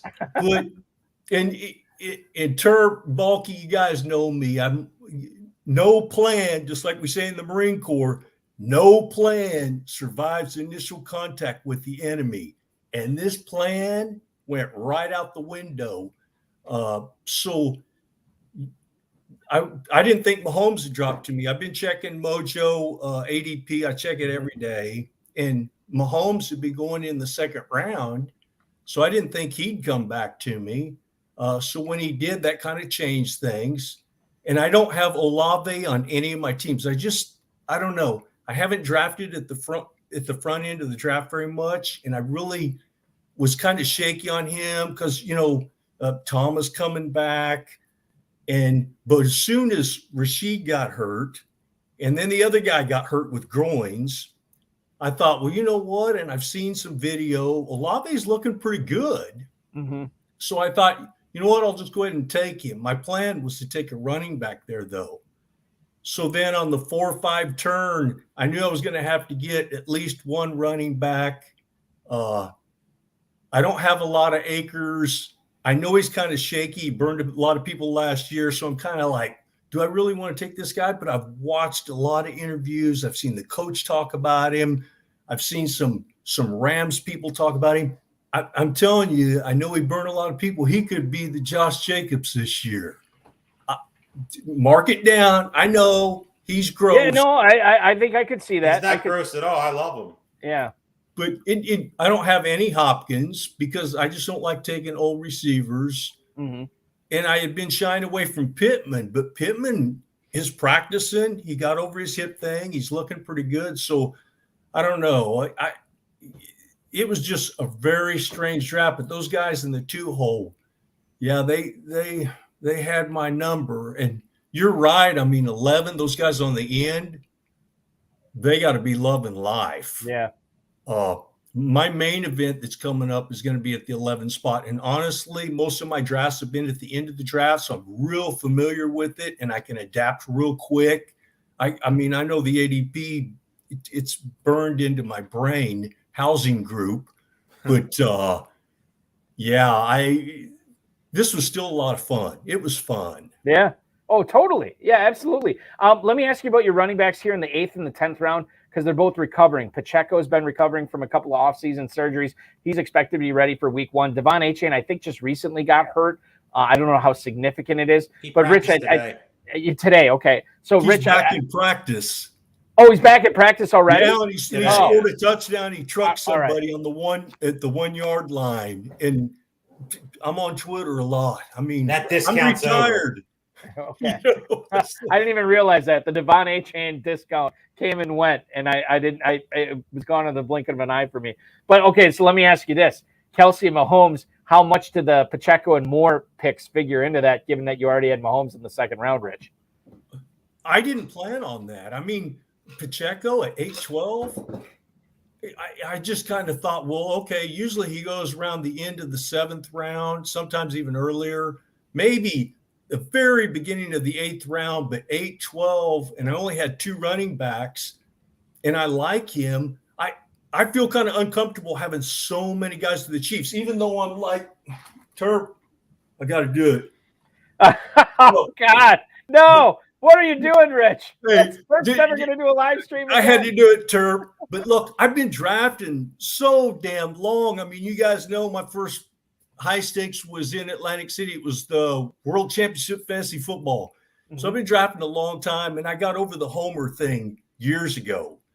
But when they just started falling to me, and honestly, too, I have Sky Moore, I think, on only 3 teams. But when he fell to 9-1, I thought, what the hell? I'll take him as my number 4 receiver. He's only going to move up. And right, Terp. And you know what? I mean, I'm seeing all the video, but you see the video on everybody. You know, you can't get too excited. I'm like you, Terp. I don't believe Kadarius Toney he's broke, and I don't trust that guy. And with Moore too, and all these Chiefs, I get a free that first game Thursday night. That's a free game. Mm-hmm. I'll put Sky Moore in there. Guess what? If he rolls an egg, I'll just pull him out of my lineup and I'll throw Beckham or Zay Jones, or maybe I'll go with 3 running backs. But all those Chiefs with that Thursday night game, Chiefs and Lions, you guys know this. You watch the game, a guy does really good, you put him in your lineup. He doesn't do good, you substitute him. Mm-hmm. What, Rich? Let me ask you about Jaden Reed here at the 1501. Your pick there, wide receiver 67. He ended up being your, I think, eighth receiver. Am I looking at that right? Fifth, sixth, seventh? Yeah, eighth receiver. How many shares of Reed do you have this year? And it's sort of what do you expect for him in his rookie year? And quite frankly, an unproven offense in Green Bay. Although Terp likes the Packers offense, and I kind of do too as well. Well, I only have two Reed. That's 9%. Yeah, I keep track of that stuff too. There you go. Good for you, man. Good man. Around. So I only have 2. Now I have 3. So that'll go up a little bit. I like him. He looks really good in camp. I think he's going to be the starting slot receiver. They're going to throw the ball around a little bit. And in the 15th round, I thought, I'm kind of like, I'll listen to Terp a lot. You know, it's like, hey, get a guy like, I love Mims too. I've been drafting him, but get a guy with some upside that could slide into a spot and really make a difference. So yeah, I took him over Michael Gallup. I know Terp loves Michael Gallup. He does. Actually, I know you can't stand a guy, but I actually like him in fantasy this year. I like him over Brandon Cooks. Hey, he could be pretty good. I mean, he's a younger Tyler Boyd. You know, he's in that offense. He's the third wheel. One guy goes down, who's he going to be? And he's younger than Boyd, and he's finally 2 years removed from his injury. I like him. Speaking about being removed from his injury, Odell Beckham, 12-12 tonight for you, Rich, at the wide receiver 59 spot in this particular draft. Your expectations on Beckham, you know, he is going basically 7 full rounds after Zay Flowers went tonight. Your thoughts on Beckham right now? You know, here, let me grab it. I guess I got to get a kicker. You do have to draft at least one kicker, yeah. In the Fantasy Pros thing that I just drafted, I don't pay attention to kickers. I don't even know who's kicking for every team. I don't even know if my kicker is actually active on the team. So I thought I was on the 19th round, so I'm gonna take Josh Kelly. Yeah. Hey, now you are on. I'm swinging for the fence. I think he's going to be the backup guy to. It's worth a shot at this point. And on the 18th round, and then at kicker, Tyler Bass. I'll go ahead and take him. He's got a bye week of 13, so I don't have to go shopping for a willing to waste fab money on kickers. Right, exactly. Yeah. Plenty of time. But Rich, you were talking about TDP too at the Niners. You know, they signed some bum off the street. I can't remember, McNichols or something like that. Jeremy McNichols. I think Mitchell's toast. That guy, definitely not toast.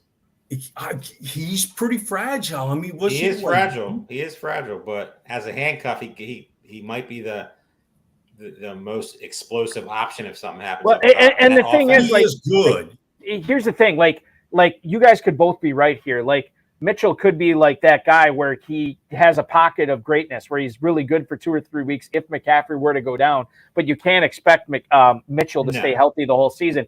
And if he only gives you 2 or 3 weeks of top 20 fantasy action or top 15 running back fantasy action, are you really that disappointed from where he went? That might be all you need. Yeah, it might be all you need. Exactly. Yeah. Yeah, you just drop the guy. Don't laugh, but early on when I was doing all those drafts way early, and it's funny, you go back and look at a draft you dropped like a couple of months ago, and you look at the lineup and you go, that looks pretty good. Or you go, damn, what was I thinking? Yeah. But it's crazy looking at some of these drafts. Hey, in round 18, I was pulling trigger on Jordan Mason because I thought, why not? Hey, doesn't look stupid right now. And if it doesn't play out, I'll just drop him on that first waiver wire. Yeah. That's it. That's the thing too. Like when we talk about early drafting, and we're not early drafting anymore, but when we launched the Fantasy Pros Championship, I think in March this year is the earliest we ever launched it. And I feel like the strategy that you have to take over the last 6 or 7 rounds, if you're drafting in March, is completely different than the strategy you take right now in the last 6 or 7 rounds, especially when it comes to running backs and everything like that. And I think we're seeing it tonight. And this is, like you said, Rich, this was a really wild, crazy draft, but it made it a lot of fun. And the most fun part for me, or at least one of the most fun parts of this draft for me, was you chiming in to let us know what you thought of your draft from the 1 spot. I will let you make your 20th round pick in peace. thank you so much for joining. Thank you so much for your service. Don't be a stranger. We'll talk again soon. All right. Love you guys. Good Thanks, one, Rich. thanks for everything you do. Love the FFPC. You're the man, Rich. We appreciate it. All the kind words from Rich Bilyeu tonight. The Power Sweep team drafting out of the one hole. We are into the 19th round. Tyler Bass, you just saw that pick by Rich. Younghoe Koo goes off the board to Lee Snyder here at the 1902. Sam Howell is the first quarterback drafted by Kenneth Ivanowski. Interesting. The defense for the Washington Commanders at the 1904 tonight to Omar's Little Trolls. That's David Johansen's squad. Zach Evans, the second consecutive running back drafted by Vince Staffolino here in the 19th round. Isaiah Likely, the third tight end drafted by Russ Aaron's squad from the 6-hole. Dwayne McBride. After that, the running back going to Pierre Stassart. I think, by the way, I think I pronounced Pierre's name like 4 different ways tonight. I hope one of them was right. Denver Broncos defense and Buffalo Bills defense to Chamberlain and Levy, respectively. Noah Fant off the board to Team 10 tonight. That's Robert Warby. Tim Bennett gets Rashid Shaheed at the 1911. Jason Myers off the board at the 1912. The kicker to Brian DeFeo. Curious, Terp, I had the opportunity to draft. I was talking about the Donovan Peoples-Jones pick I made in the Kentucky main event earlier tonight. I had the opportunity to take Rashid Shaheed there, and I ended up going with DPJ instead. Even though I'm not a Michael Thomas guy, and I think Shaheed is going to show out this year, the problem is he's hurt, and I don't know how bad he's hurt. I ended up going with DPJ instead. According to this draft, I made the right decision. Your thoughts on Rashid Shaheed right now in Fantasy Pros drafts, given that he is hurt? I don't mind him, but he's not somebody I'm targeting, around some of these other guys. Like 19th round, I guess, not an issue whatsoever. He does present, obviously, upside, big playability with Derek Carr, definitely an upgraded quarterback. But he's not a guy that I'm overly crazy about. I mean, it's Team 11, so I guess I could finally say something negative about him. But overall, just not really on him that much. What about tonight? Russell Wilson ended up going in the 17th round, 1709, quarterback 22. Are we waiting too long on Wilson? Has the hate gone too far on Russell Wilson and the Denver Broncos defense? I know that Team 9, that was Frank Levy's squad, already had Deshaun Watson, but to get Wilson there, that's not a bad pick in my opinion. It's a great pick in that opinion. As a backup quarterback, presents upside, new offense, Sean Payton. Forget about last year. He has plenty of weapons. He's a consolidated, tree of talent with, all the guys we've mentioned already. Javonte Williams, if he comes back, that offense should be a lot better in a division that they're going to have to score. So getting Russell Wilson as your backup, I would recommend that in every single draft. I mean, we're looking at some of these other guys who are drafted around them, like Bryce Young, Kyler Murray might not play this year. Derek Carr, I'll take Russell Wilson over all those guys. I probably would take Russell Wilson right up there with Jordan Love, and you know how much I love Jordan Love. Yeah.